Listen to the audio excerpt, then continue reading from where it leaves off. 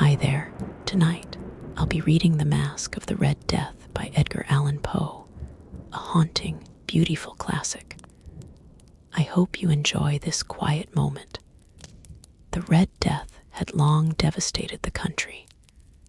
No pestilence had ever been so fatal or so hideous. Blood was its avatar, and its seal the redness and the horror of blood. There were sharp pains and sudden dizziness, and then profuse bleeding at the pores, with dissolution, the scarlet stains upon the body, and especially upon the face of the victim, were the pest ban which shut him out from the aid and from the sympathy of his fellow men.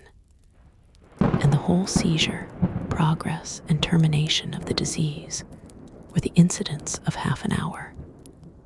But the Prince Prospero was happy and dauntless and sagacious. When his dominions were half depopulated, he summoned to his presence 1,000 hale and light-hearted friends from among the knights and dames of his court, and with these retired to the deep seclusion of one of his castellated abbeys. This was an extensive and magnificent structure, the creation of the prince's own eccentric yet august taste. A strong and lofty wall girdled it in. This wall had gates of iron. The courtiers, having entered, brought furnaces and massy hammers, and welded the bolts. They resolved to leave means neither of ingress nor egress to the sudden impulses of despair or of frenzy from within. The abbey was amply provisioned. With such precautions, the courtiers might bid defiance to contagion. The external world could take care of itself. In the meantime, it was folly to grieve or to think. The prince had provided all the appliances of pleasure. There were buffoons, there were improvisatori, there were ballet dancers, there were musicians, there was beauty, there was wine. All these and security were within.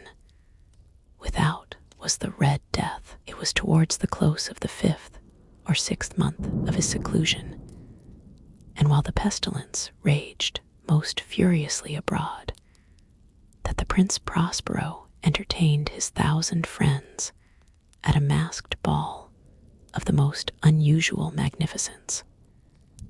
It was a voluptuous scene, that masquerade. But first let me tell of the rooms in which it was held. These were 7, an imperial suite.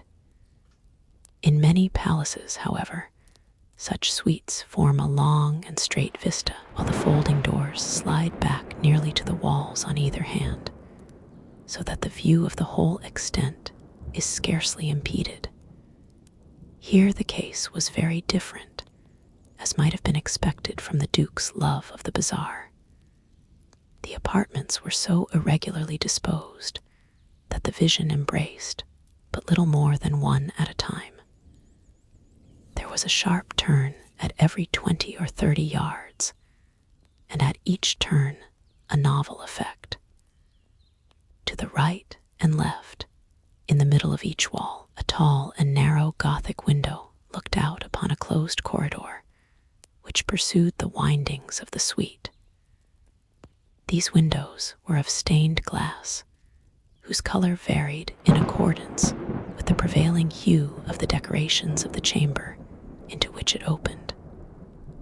That at the eastern extremity was hung, for example, in blue, and vividly blue were its windows. The second chamber was purple in its ornaments and tapestries, and here the panes were purple. The third was green throughout, and so were the casements. The fourth was furnished and lighted with orange, the 5th with white, the 6th with violet. The 7th apartment was closely shrouded in black velvet tapestries that hung all over the ceiling and down the walls, falling in heavy folds upon a carpet of the same material and hue.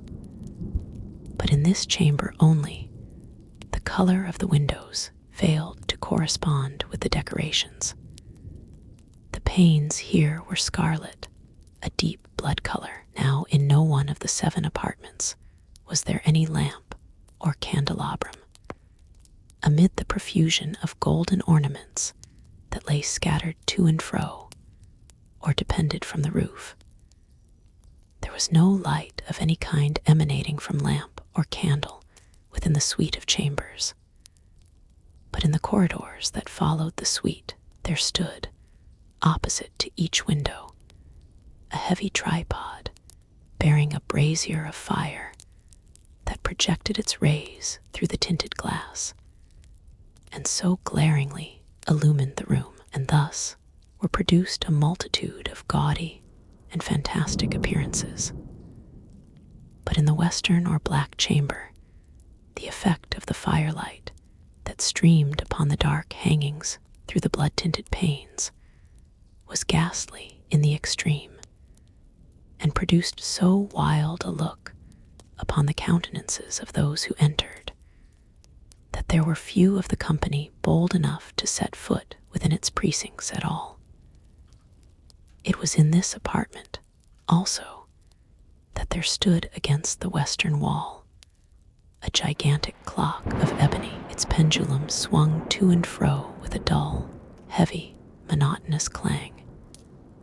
And when the minute hand made the circuit of the face, and the hour was to be stricken, there came from the brazen lungs of the clock a sound which was clear and loud and deep and exceedingly musical, but of so peculiar a note and emphasis that, at each lapse of an hour, the musicians of the orchestra were constrained to pause momentarily in their performance to hearken to the sound, and thus the waltzers perforce ceased their evolutions, and there was a brief disconcert of the whole gay company, and, while the chimes of the clock yet rang, it was observed that the giddiest grew pale, and the more aged and sedate passed their hands over their brows, as if in confused reverie or meditation. But when the echoes had fully ceased, a light laughter at once pervaded the assembly. The musicians looked at each other and smiled as if at their own nervousness and folly, and made whispering vows, each to the other, that the next chiming of the clock should produce in them no similar emotion. And then, after the lapse of 60 minutes, which embrace 3,600 seconds of the time that flies, there came yet another chiming of the clock, and then were the same disconcert and tremulousness and meditation as before. But in spite of these things, it was a gay and magnificent revel. The tastes of the Duke were peculiar. He had a fine eye for colors and effects. He disregarded the decora of mere fashion. His plans were bold and fiery, and his conceptions glowed with barbaric luster. There are some who would have thought him mad. His followers felt that he was not. It was necessary to hear and see and touch him to be sure that he was not. He had directed, in great part, the movable embellishments of the 7 chambers upon occasion of this great fête, and it was his own guiding taste which had given character to the masqueraders. Be sure they were grotesque. There were much glare and glitter and piquancy and phantasm, much of what has been since seen in Hernani. There were arabesque figures with unsuited limbs and appointments. There were delirious fancies, such as the madman fashions. There were much of the beautiful, much of the wanton, much of the bizarre, something of the terrible, and not a little of that which might have excited disgust. To and fro in the 7 chambers there stalked, in fact, a multitude of dreams, and these the dreams writhed in and about taking Hugh from the rooms, and causing the wild music of the orchestra to seem as the echo of their steps. And anon, there strikes the ebony clock which stands in the hall of the velvet. And then, for a moment, all is still, and all is silent save the voice of the clock. The dreams are stiff frozen as they stand, but the echoes of the chime die away. They have endured but an instant, and a light, half-subdued laughter floats after them as they depart. And now again the music swells, and the dreams live and writhe to and fro more merrily than ever, taking Hugh from the many tinted windows through which stream the rays from the tripods. But to the chamber which lies most westwardly of the seven, there are now none of the maskers who venture, for the night is waning away, and there flows a ruddier light through the blood-colored panes, and the blackness of the sable drapery appalls. And to him whose foot falls upon the sable carpet, there comes from the near clock of ebony a muffled peal more solemnly emphatic than any which reaches their ears, who indulged in the more remote gaieties of the other apartments. But these other apartments were densely crowded, and in them beat feverishly the heart of life. And the revel went whirlingly on until at length there commenced the sounding of midnight upon the clock. And then the music ceased, as I have told, and the evolutions of the waltzers were quieted, and there was an uneasy cessation of all things as before. But now there were 12 strokes to be sounded by the bell of the clock, and thus it happened, perhaps, that more of thought crept, with more of time, into the meditations of the thoughtful among those who revelled. And thus, too, it happened, perhaps, that before the last echoes of the last chime had utterly sunk into silence, there were many individuals in the crowd who had found leisure to become aware of the presence of a masked figure which had arrested the attention of no single individual before. And the rumor of this new presence having spread itself whisperingly around, there arose at length from the whole company a buzz or murmur, expressive of disapprobation and surprise, then, finally, of terror, of horror, and of disgust. In an assembly of phantasms such as I have painted, it may well be supposed that no ordinary appearance could have excited such sensation. In truth, the masquerade license of the night was nearly unlimited, but the figure in question had out-Heroded Herod and gone beyond the bounds of even the prince's indefinite decorum. There are chords in the hearts of the most reckless which cannot be touched without emotion. Even with the utterly lost, to whom life and death are equally jests, there are matters of which no jest can be made. The whole company, indeed, seemed now deeply to feel that in the costume and bearing of the stranger neither wit nor propriety existed. The figure was tall and gaunt, and shrouded from head to foot in the habiliments of the grave. The mask which concealed the visage was made so nearly to resemble the countenance of a stiffened corpse that the closest scrutiny must have had difficulty in detecting the cheat. And yet all this might have been endured, if not approved, by the mad revelers around. But the mummer had gone so far as to assume the type of the Red Death. His vesture was dabbled in blood, and his broad brow, with all the features of the face, was besprinkled with the scarlet horror. When the eyes of the Prince Prospero fell upon this spectral image, which, with a slow and solemn movement, as if more fully to sustain its role, stalked to and fro among the waltzers. He was seen to be convulsed in the first moment with a strong shudder either of terror or distaste, but in the next his brow reddened with rage. "Who dares?" he demanded hoarsely of the courtiers who stood near him. "Who dares insult us with this blasphemous mockery? Seize him and unmask him, that we may know whom we have to hang at sunrise from the battlements." It was in the eastern or blue chamber in which stood the Prince Prospero as he uttered these words. They rang throughout the 7 rooms loudly and clearly, for the prince was a bold and robust man, and the music had become hushed at the waving of his hand.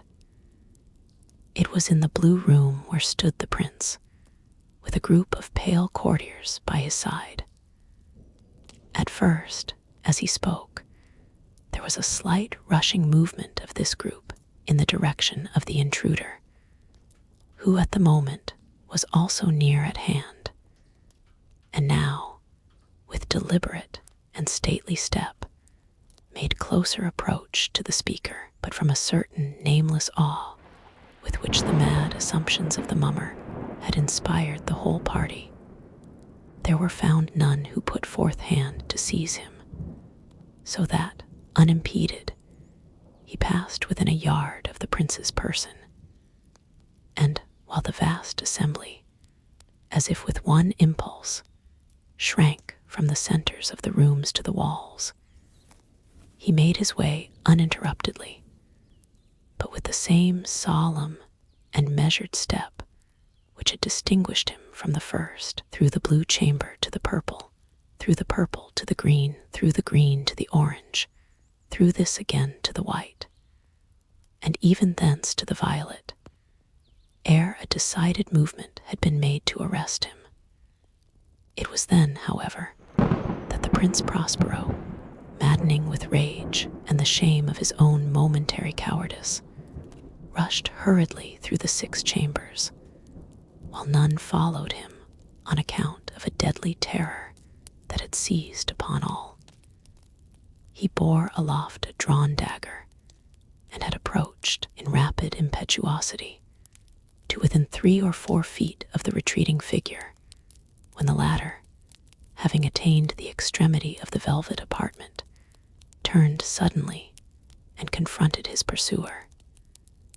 There was a sharp cry, and the dagger dropped gleaming upon the sable carpet, upon which, instantly afterwards, fell prostrate in death the Prince Prospero.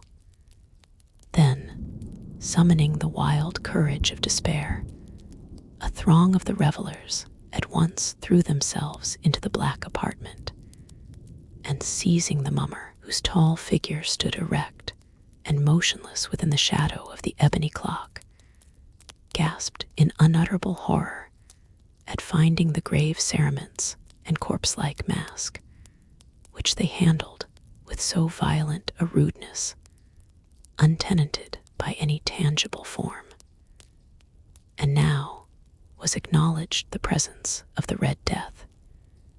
He had come like a thief in the night, and one by one dropped the revelers in the blood-bedewed halls of their revel, and died each in the despairing posture of his fall, and the life of the ebony clock went out with that of the last of the gay, and the flames of the tripods expired, and darkness and decay and the Red Death held illimitable dominion over all.